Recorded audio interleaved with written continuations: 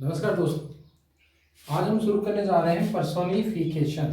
Personification जैसा कि हमने पहले पढ़ा है, सिमिली को हिंदी में उपमा अलंकार, मेटाफर को रूपक अलंकार और पर्सोनिफिकेशन को मानवीकरण अलंकार कहते हैं। ठीक, मानवीकरण का मतलब क्या है? देखिए, जैसा मैंने इसकी डेफिनेशन में लिखा है, in this figure of speech lifeless objects and abstract ideas are thought of as living beings. ठीक है, ये दूसरा है, अलग है, लिविंग बीइंग्स। तो इसका मतलब ये है कि लाइफलेस आइडियाज, ऑब्जेक्ट और एब्स्ट्रैक्ट आइडियाज, इन दोनों चीजों को समझना हमारे लिए जरूरी है। लाइफलेस ऑब्जेक्ट क्या होते हैं? वो ऑब्जेक्ट जिनके पास, जो निर्जीव हो, जिनके पास लाइफ ना हो, lifeless object. Abstract ideas, abstract ideas कहते हैं हिंदी में भाववाचक जो होता है ना, उसको। अब भाववाचक जो होते हैं उनको, वो ऐसे होते हैं जिनको हम टच नहीं कर सकते, छू नहीं सकते, सिर्फ एक महसूस कर सकते हैं। ठीक है, जैसे मैंने एक नाम लिख दिया ईमानदारी। ठीक है, मैंने एक नाम लिख दिया ईमानदारी। ठीक है, अब ये एक भाववाचक आइडिया है, एब्स्ट्रैक्ट आइडिया है। ईमानदारी किसी की छू नहीं सकते हम। ठीक है, देख नहीं सकते, हम महसूस कर सकते हैं वो ईमानदार है। क्या उसकी ईमानदारी को हम देख सकते हैं? नहीं। जिसे पेन हो गया, दर्द, किसी के दर्द को महसूस किया जा सकता लेकिन देखा नहीं जा सकता। ये सारे आइडिया क्या कहलाते हैं? Abstract ideas. और लाइफलेस ऑब्जेक्ट, वो ऑब्जेक्ट जिनके पास जीवन ना हो, उनको लाइफलेस ऑब्जेक्ट कहते हैं। अब इन दोनों पे ही पर्सोनिफिकेशन जो है वो डिपेंड करता है। कैसे करता है? इसमें लाइफलेस ऑब्जेक्ट और एब्स्ट्रैक्ट आइडियाज जो है ना, इनको लिविंग बीइंग्स बताया जाता है। लिविंग बीइंग्स यानी जीवित बताया जाता है कि ये जीवित है, किसी इंसान की तरह। इनका मानवीकरण कर दिया जाता है। इसका जैसे नाम है ना, मानवीकरण अलंकार।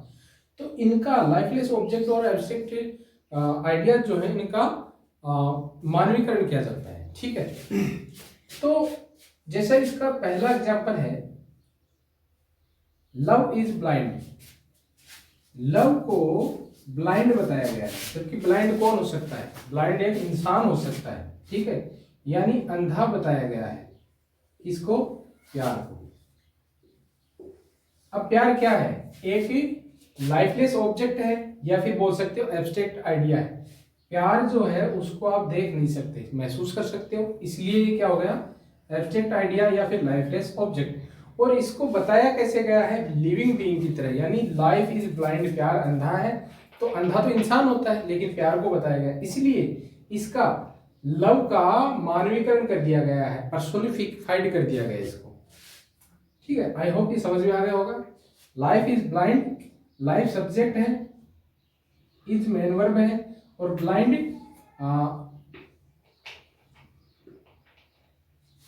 ठीक है। सेकंड है ए लाई हैज नो लेग्स। हमारे हिंदी में कहावत है कि झूठ के पैर नहीं होते, तो ये हिंदी वाला सेम है, ए लाई हैज नो लेग्स। ठीक है, यानी झूठ के पैर नहीं होते। लाई यानी झूठ, हैज नो लेग्स, झूठ के पैर नहीं होते। अब पैर नहीं होते, क्या झूठ के पैर हो सकते हैं क्या? नहीं, पैर तो इंसान के होते हैं, है ना। यानी लाई को इंसान की तरह बना दिया गया एक झूठ को। अब झूठ क्या है? एब्स्ट्रैक्ट आइडिया है, लाइफलेस ऑब्जेक्ट है। अरे झूठ है, क्या उसको देख सकते हो, छू सकते हो, सिर्फ महसूस कर सकते हो। इसका मतलब ये एक लाइफलेस ऑब्जेक्ट है, और इसको मानवीकरण करके इसके पैर बता दिए गए हैं कि झूठ के पैर नहीं होते। ठीक है, तो इसका पर्सोनिफाइड करके मानवीकरण किया गया है। ओके, तो ए आर्टिकल है, lie subject, has main verb, no adverb of negation, और लेग्स ऑब्जेक्ट। ठीक है, नेक्स्ट देखते हैं, the truth sits upon the lips of a dying man. The truth sits upon the lips of a dying man. कि झूठ जो है ना, या फिर हम सीधा बोलूं तो ऐसा है कि मरता हुआ आदमी कभी झूठ नहीं बोलता। ठीक है, और इसके अकॉर्डिंग है कि सच जो है ना, ट्रूथ सिट्स बैठता है upon the lips of dying man, मरते हुए आदमी के होठों पर कौन बैठता है? ट्रूथ बैठता है, सच्चाई बैठती है, यानी वो झूठ नहीं बोलता। तो ट्रूथ जो है ना, इसका मानवीकरण किया गया है, ट्रूथ को बिठाया गया है किसके ऊपर? लिप्स के ऊपर, मरते हुए आदमी के लिप्स के ऊपर। तो क्या ट्रूथ बैठ सकता है? नहीं, इंसान करता है बैठने उठने का काम, है ना। तो ट्रूथ को बिठा दिया गया है और इसका मानवीकरण कर दिया गया, पर्सोनिफाइड इसको करके, और फिर इसको, अब देखो ट्रूथ है, ट्रूथ क्या है? एब्स्ट्रैक्ट आइडिया या फिर लाइफलेस ऑब्जेक्ट है। क्यों? क्योंकि ट्रूथ जो है, सच्चाई जो है, इसको आप लोग छू नहीं सकते, महसूस कर सकते, देख नहीं सकते, ठीक है। तो ये क्या हो गया? लाइफलेस ऑब्जेक्ट या फिर एब्स्ट्रैक्ट आइडिया, और एब्स्ट्रैक्ट नाउन भी है। तो ये इसको बैठाने का काम किया गया, ठीक है। तो द आर्टिकल है, ट्रूथ सब्जेक्ट है, सिट्स मेन वर्ब है, अपॉन प्रीपोजिशन है, द आर्टिकल है, लिप्स ऑब्जेक्ट है, और प्रीपोजिशन आ गया, फिर से ए आर्टिकल आ गया, और डाइंग मैन ये ऑब्जेक्ट आ गया। ये ऑब्जेक्ट प्रीपोजिशन का है और ये ऑब्जेक्ट भी प्रीपोजिशन का है, ठीक है। नेक्स्ट देखते हैं, death lays his icy hands on the king, on kings, कि डेथ जो है ना, लेज यानी डालती है, हिज आइसी हैंड्स अपने ठंडे हाथ राजाओं पर, ठीक। अब हाथ किसके होते हैं? इंसान के होते हैं, डेथ के हाथ थोड़े ना होते हैं। डेथ यानी मृत्यु, डेथ यानी मृत्यु। मृत्यु क्या है? एक एब्स्ट्रैक्ट नाउन है। मृत्यु क्या है? एक एब्स्ट्रैक्ट नाउन है, डेथ। तो इसको हम देख नहीं सकते भाई, मरे हुए इंसान को आप देख सकते हो, लेकिन मृत्यु कैसी है, डेथ कैसी है, उसको आप नहीं देख सकते। ये एब्स्ट्रैक्ट नाउन हो गया है, लाइफलेस ऑब्जेक्ट हो गया है, और इसके हैंड बताए गए हैं, आईसी हैंड, जबकि इसके हाथ नहीं हो सकते। इसलिए इसका क्या कर दिया गया है? मानवीकरण, डेथ को मानव बताया गया है।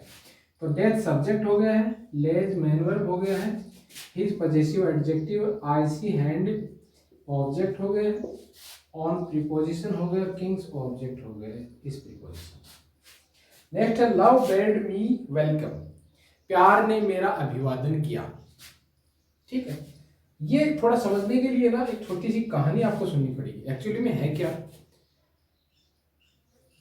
हिंदी इंग्लिश में जो पोइट्रीज होती हैं, ठीक है, पोइट्रीज में जब कवि अपनी कविता को लिख रहा होता है, तो वो अपनी प्रेमिका को संबोधित करता है, ठीक है, और उस संबोधन में वो कहता है कि मेरे प्यार ने मेरा स्वागत किया। जबकि प्यार स्वागत नहीं कर सकता, स्वागत करने का काम तो इंसान का होता है ना, है ना।